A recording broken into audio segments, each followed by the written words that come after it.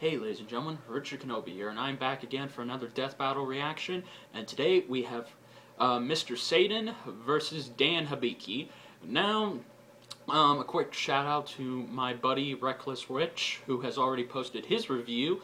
If you want to see, someone's review on it and what they thought of it, I suggest you go check him out. He's pretty much like me. He does what I do.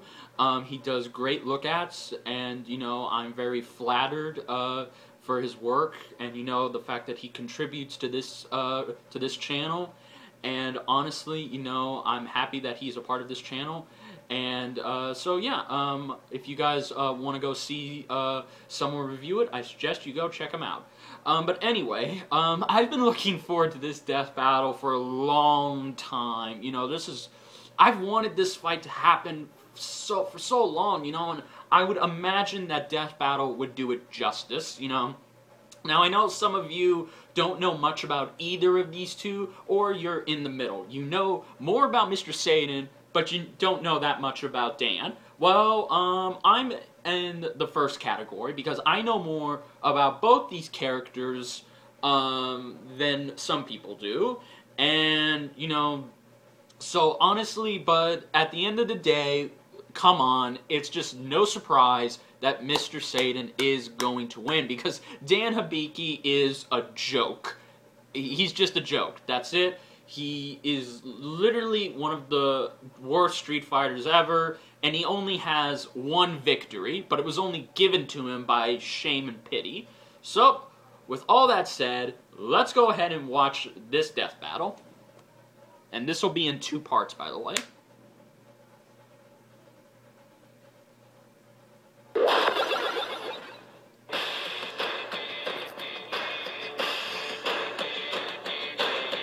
A good martial artist does not become tense, but ready.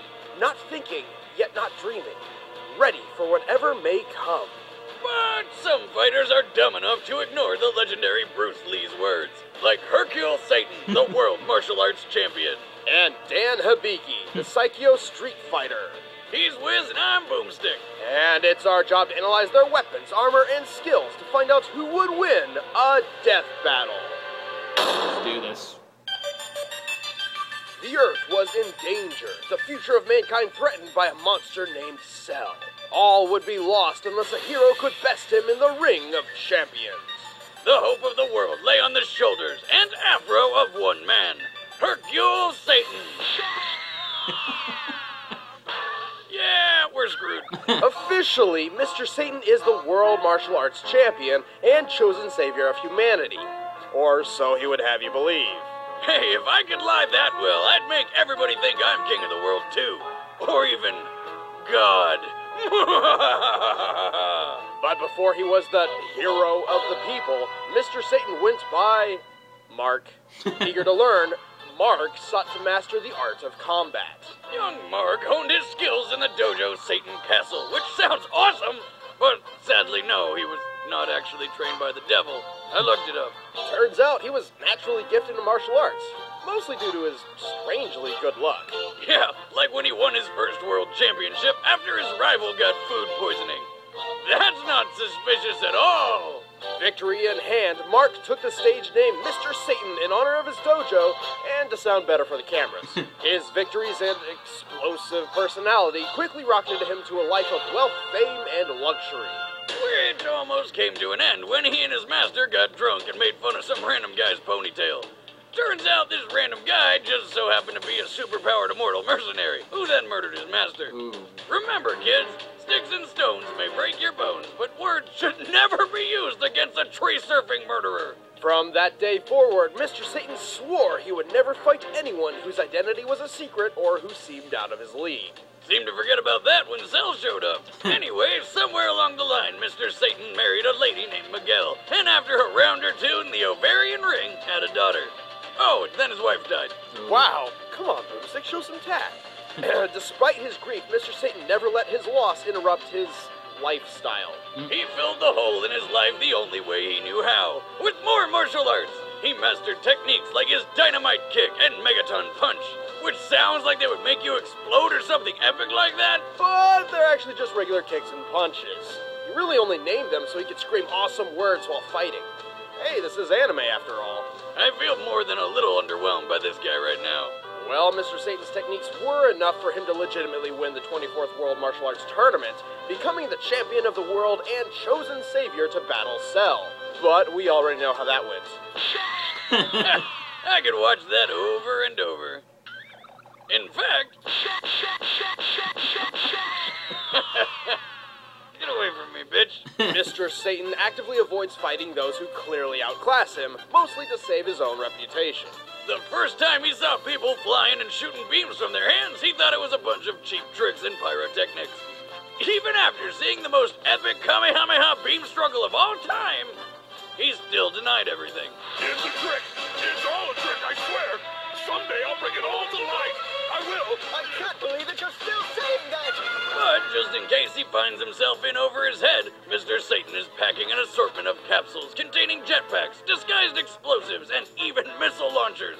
Man, if those existed in real life, it would be a TSA nightmare. If there's anything he's good at, it's public performance. He often weasels his way out of dangerous scenarios with lame excuses like faking stomach aches, and somehow the entire world buys his crap every single time. I did it! For years, I've been trying to perfect a variation of the Megaton Punch that uses latent energy to cause a delayed reaction to catch my opponent off guard. Yeah. When in doubt, work the crowd. I love all of you. We love you too. Every single one of you. Like and subscribe. Mr. Satan is a master of deception, an excellent actor, and a complete fraud. Still, he is strong enough to rip 3 phone books in half and pull 4 buses by himself.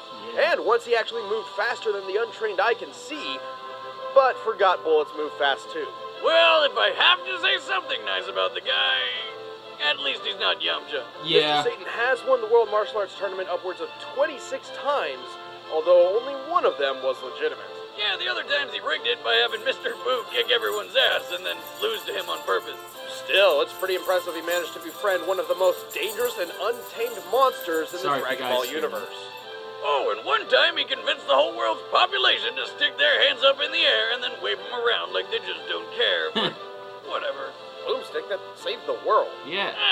Mr. Satan is motivated by 3 things: money, fame, and his daughter, who he seems to prize above all else. He may be a bit of a con artist, but no matter what he's up against, Mr. Satan still finds a way to rise above his fears through his own bravery. Wait, did I just say bravery? I meant thick-headedness and straight-up stupidity. Yeah. Yeah. Okay.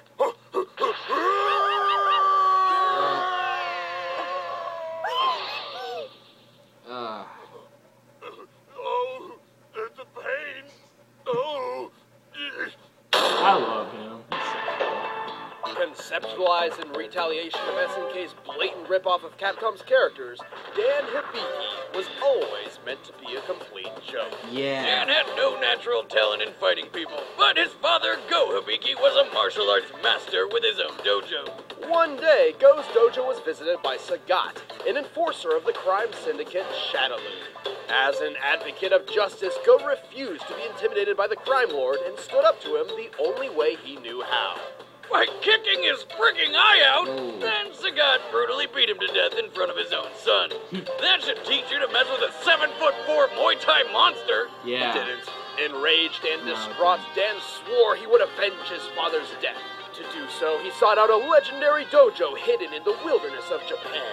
This thing is more elusive than child support to my ex. Seems like the more time we spend here, the questions arise. Yeah. Like, who the hell's Dad? Against all odds, Dan found it.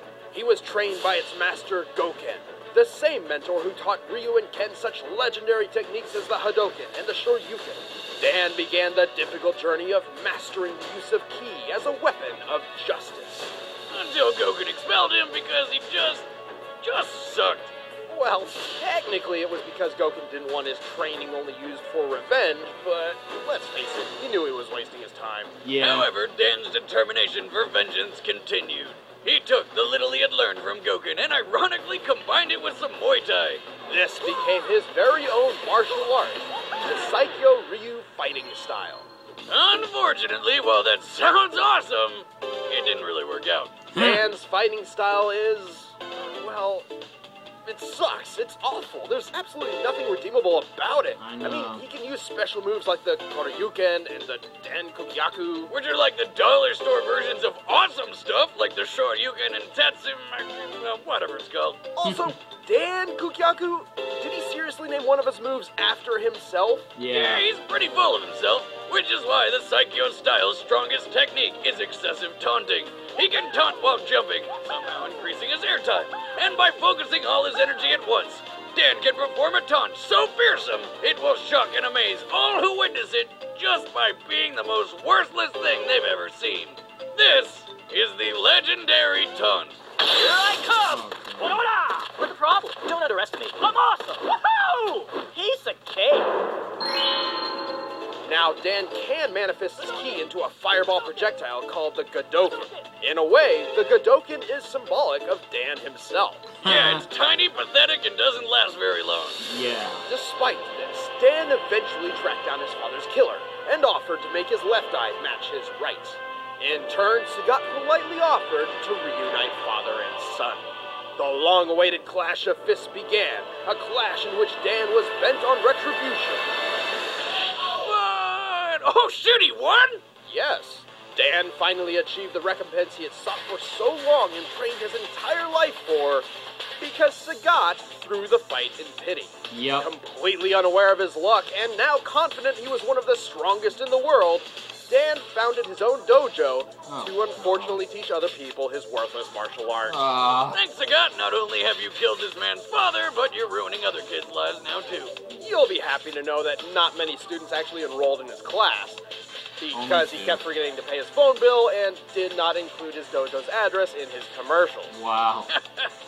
Classic Dan. By the way, what's up with the pink gi?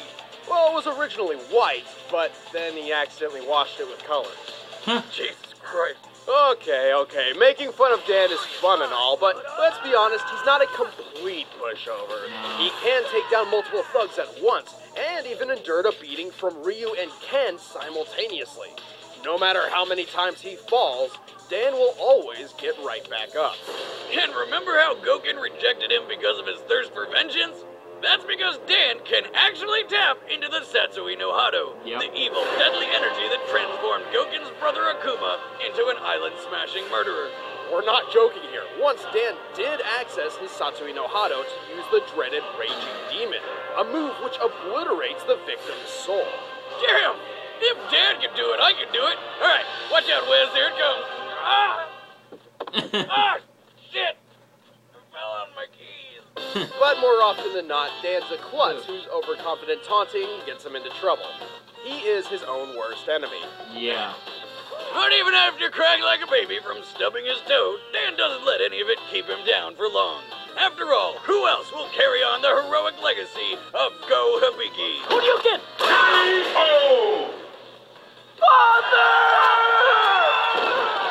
That's why you never play as Dan. All right, the combatants are set. Let's end this debate once and for all. But first, your face is in danger, and only I can save it. Alright, guys. If you're